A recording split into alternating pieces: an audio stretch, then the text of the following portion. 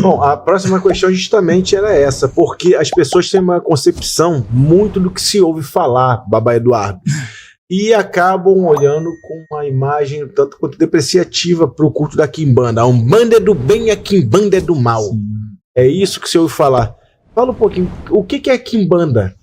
Tá, para falar de Quimbanda, a gente tem que falar da história do Brasil, né? Porque ela está totalmente intrínseca dentro dessa história. Quando houve a diáspora africana para cá, quando os bantos chegaram aqui, eles foram muito tolhidos, porque eles não podiam falar seu próprio idioma, como foi na resenha que antecedeu a entrevista. Eles foram tolhidos, eram misturados, eles não podiam falar seu próprio idioma e muito menos professar a própria fé. E aí, o que acontece nessa história? Eles vêm, eles são proibidos de falar o próprio idioma, só que eles, quando chegam aqui, já tinham os índios, a pagelança indígena, quando havia uma oportunidade de invocação, os espíritos ameríndios se apresentavam. Mas esse povo bantu é o que traz os quimbundos? Isso, vai sim, chegar lá, né? Vou chegar lá. Isso. E aí, a princípio, não trazia ninguém, porque eles não podiam falar, eles não podiam se professar. Entendi. Eles se viravam na calada da noite, acredito eu. Mas eles não chegaram só. A corte, o Império Brasileiro, né, a corte portuguesa, quer dizer, sim, chega aqui 250 anos depois.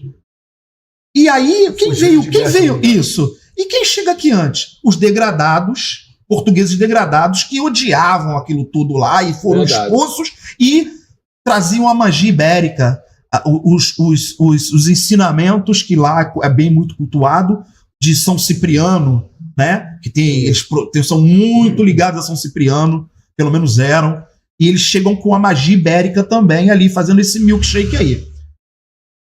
Vale ressaltar, sobre a pergunta que o irmão fez, sobre a terminologia dos quimbundos, né?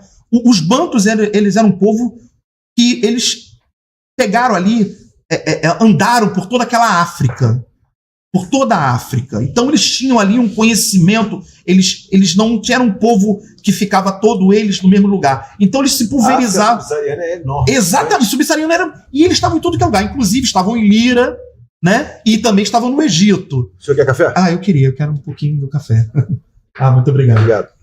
E aí, obrigado, Suca. Eles trazem essa cultura com eles também. Né? Ele não tem uma cultura única, essa é a nossa verdade. São muitos dialetos, são mais de 100 dialetos, exatamente. Por exemplo. E eles trazem isso, mas nós temos que observar, para falar de Quimbanda, sobre a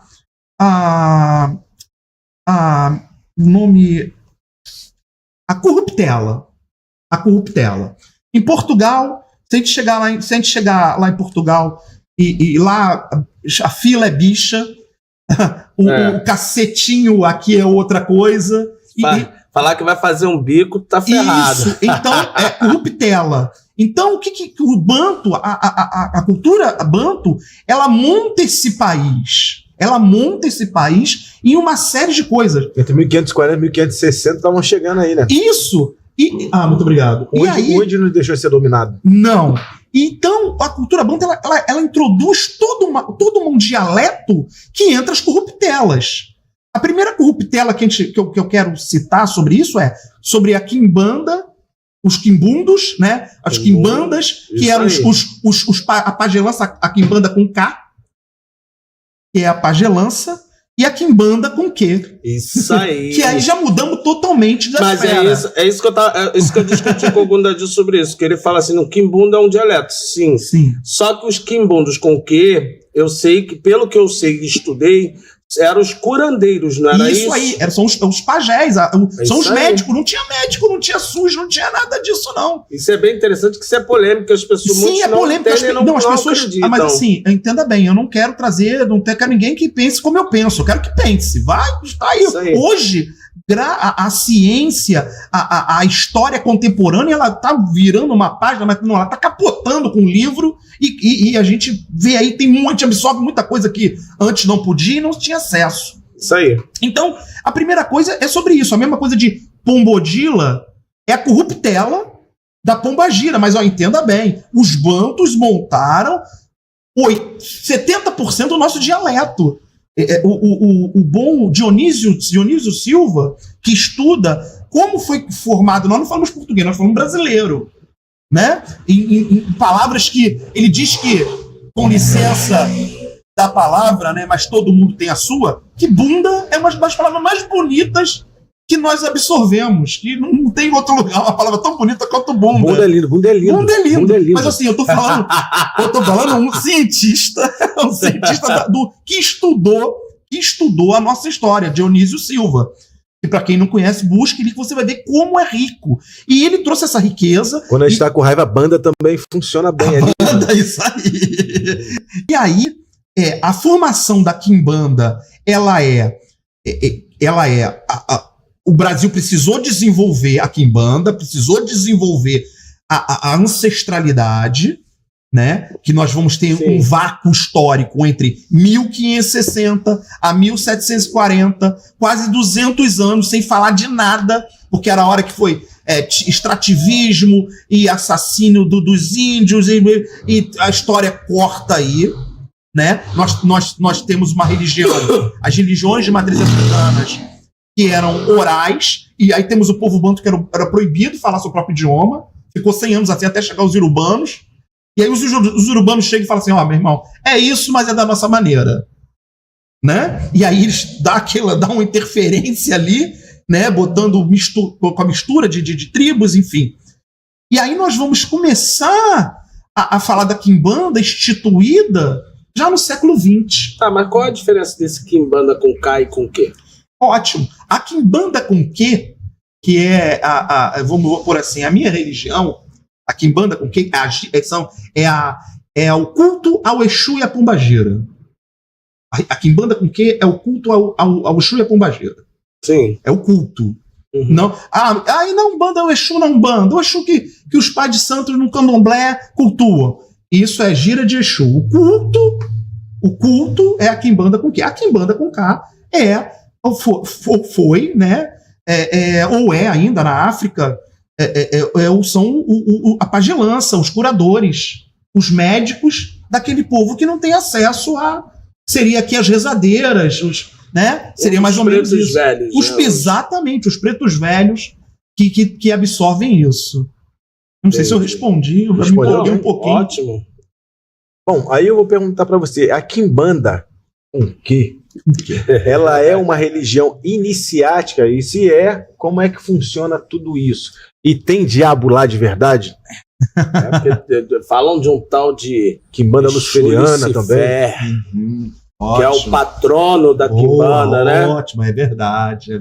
Essa história aí depois a gente vai chegar lá. Mas responde essa. A quimbanda, ela tem uma iniciação, sim, como religião, né? Eu volto a dizer, não é que se perdeu. As religiões, elas são as religiões que têm base africanista, elas se perdem em alguns momentos exatamente pela diáspora, que foi muito, muito misturada, muito mesclada, e são orais. Assim como a quimbanda, que traz no início ali do século XX, ali entre 30 e 50, que a gente começa a ver Exu, ele se apresentando, e tem uma tentativa de organização, né?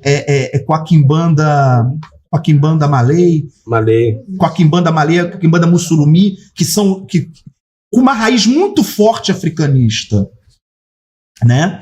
Uma raiz muito forte, porque ninguém tratava disso. Aí quando chega na Umbanda, eles falam assim, tá bom, vocês aí são tem um livro, tratado de 1952, Umbanda, a magia branca, quimbanda, a magia das quiumbas, a magia negra. Então há uma separação, né? Mas há uma explicação histórica também, porque a Umbanda fez isso. Mas há uma iniciação, é familiar, a quimbanda é familiar, que ela trata dos nossos antepassados brasileiros, é o culto aos nossos antepassados brasileiros, que passaram por tudo isso, que foram silenciados, foram perseguidos, né? E retornam como entidades contrárias, satânicas, na palavra Satã adversário, a tudo que foi buscado. Não necessariamente, né? É um deboche, um escárnio dentro daquilo que tudo que eles foram passados, torturados, perseguidos, defamados, jogados à marginalidade, eles voltam e falam, somos Satã. Mas presta atenção no que eu estou falando. Eles não falam isso, quem está dizendo sou eu. Satã é lá do Egito africano, o deus Sete, da onde vem Saitã, que é o adversário aos hebreus no início e depois a cultura judaico-cristã. Tudo é Satã. Tudo é Satã. Para os judeus ali, tudo que é contrário a Jeová, a Jafé, é Satã. É o contrário. Então, e aí voltamos a corruptelas, onde foram introduzidos, claro, uma religião que cresce, uma religião cultural, uma religião que é ancestral do Brasil, não pode crescer num país judaico-cristão, não pode desenvolver. Batendo na gente. E, sim, como sempre. E aí sim, nós temos uma iniciação. No caso, eu queria aproveitar, eu acredito que, não sei se eu vou ter esse espaço, mas eu fui iniciado no Queto, né? Perguntou meu orixá, eu sou de Oxaguian, e fui confirmado Babalorixá, mas eu não exerço. Você fez uma escolha. Isso. Eu sou, que diria, dentro da Umbanda, que eu também tenho uma casa de Umbanda aberta há 6 anos, estou à frente de uma casa aberta há 6 anos de Umbanda. Ali eu sou um sacerdote e na Quimbanda eu sou um mestre. Eu não me considero um babá exatamente por não, apesar de ter sido confirmado, né, como Babalorixá, mas eu na Quimbanda eu sou um mestre, que estamos falando de Quimbanda. Eu sou um mestre de Quimbanda. E se fosse na vertente Nagô, pela minha vertente. Porque podia ser na vertente Nagô, Mussurumi, são tatas. Tá, deixa eu lhe perguntar.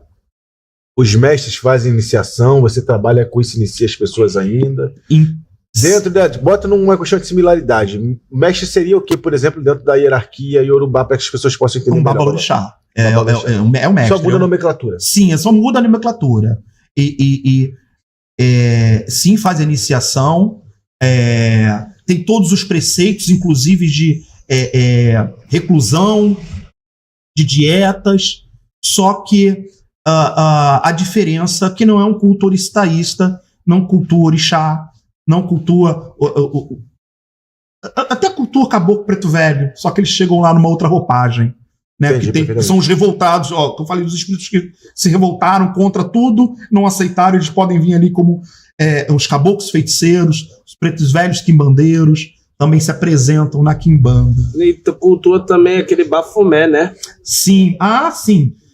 Sobre isso, aí vamos lá, a essa parte satânica. Desculpa, que eu gosto muito de Quimbanda, mas não vamos fugir do que a gente está na nossa linhagem de pensamento aqui, não. Vamos lá, depois a gente vai para Bafomé e para... tá, então tá. E para Lucifer. Tá bom, ótimo, vamos lá. Beleza. Continue a questão iniciática. Sim, então existe um recolhimento de 7, dependendo, aí vai de cada casa, tá? De cada templo, de 7, 14, 21 e até 28 recolhido, passa por todo um processo ritualístico, sagrado e secreto. Bom, quais são os tipos de Quimbanda que a gente tem aqui no Brasil? O senhor falou já da Conká, da Conqui, e falou de Mussurumi, e falou de outras Quimbandas. Isso. Quais são as dispostas que a gente tem, que a gente consegue observar em território nacional? Uma boa pergunta. Então, as Quimbandas que iniciaram o culto Exu, né? No início ali foi a Malay e a Mussurumi. Isso na década de 50, 70. De 70 a 90 apareceu também a Quimbanda das Almas, a Quimbanda, isso no Sul, a Quimbanda das Almas é muito cultuada no Sul. E de 2000 para cá apareceu também a Quimbanda luciferiana. Tem a Quimbanda Gola, como eu falei, tem uma vertente muito grande da Quimbanda com o africanismo. Só que na hora ali, ao invés de ser o orixá, são os ancestros brasileiros de Exus e Pombagiras. Pô, que interessante. Babá, e quando foi que você teve que ir do lado obscuro para Umbanda, para a luz sagrada e divina? Quando que teve essa necessidade? Como foi esse processo? Isso, na verdade, quando eu volto do Sul, em Bandeiro, eu não encontrei ninguém, não tinha onde eu procurar numa revista. No Rio de Janeiro é difícil, né? E são muito restritos. Eu saio de um lugar que era totalmente aberto ao culto e volto espiritualizado, volto quibandeiro. E minha mãe, que estava no Rio, ela frequentava a tenda Espírita Mirim. E ela falou, vamos lá. A famosa tenda Espírita Mirim. A famosa tenda Espírita Mirim. E aí ela, vamos lá. Eu falei, o que eu vou fazer lá? Que não sei o quê, bibibi, bobobô. Vamos lá só pra tomar um passe. Falei, tá, mãe, eu vou lá pra te acompanhar. Aí fui lá pra tomar um passe. E aí chegou um caboclo lá. E ali, como tinha um vazio, né, na quimbanda, pra me prosseguir, e hoje eu entendo por um outro, mas naquele momento eu me senti abandonado, me senti órfão. Mas a Umbanda supriu essa minha carência espiritual de trabalho, de corporação. Ela me desenvolveu melhor. Na onde eu estava, eu tinha um grupo de pessoas que era muito eclético dentro do espiritismo ou da espiritualidade, e que eu abriu portas para mim no kardecismo, eu estudei o kardecismo, abriu porta para mim em outras linhas de Umbanda, e também abriu porta para mim no ocultismo. Então, enquanto eu estava ali dentro da Tenda Mirim, foram 23 anos ali dentro, eu tive essa oportunidade de estar trabalhando. Nunca esqueci minha raiz, né, de quimbanda, tratava ela de uma maneira familiar, como eu aprendi, mas eu fiquei ali e fui me desenvolvendo. E dentro da Tenda Mirim, que lá são 7 graus, né, de desenvolvimento, cheguei a 7 graus, fui alta cúpula e comandei a casa lá em Brasília. É cascadura aquilo ali? Não, a matriz são 8 filiais. Muito abusado, né? Ela são 8 filiais. Pegou o microfone. São 8... mais o quê? Quer uma banana? As costas estão doendo, Flávio. Hã? As costas estão doendo. Olha lá, gente. Olha só, o cara abusado, pegou o microfone.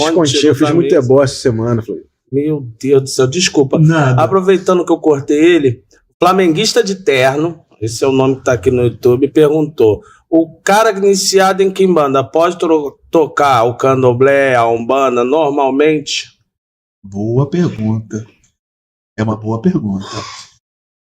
A primeira coisa que eu digo para as pessoas que quando querem se iniciar na quimbanda primeiro, se estiver na umbanda, eu falo, olha, se afasta aí 1 ano da umbanda, para você poder absorver o que é a quimbanda. Primeira coisa. Porque senão você vai estar muito ligada indiretamente ao cristianismo. Mistura, né? A pessoa não vai aceitar o que a quimbanda é.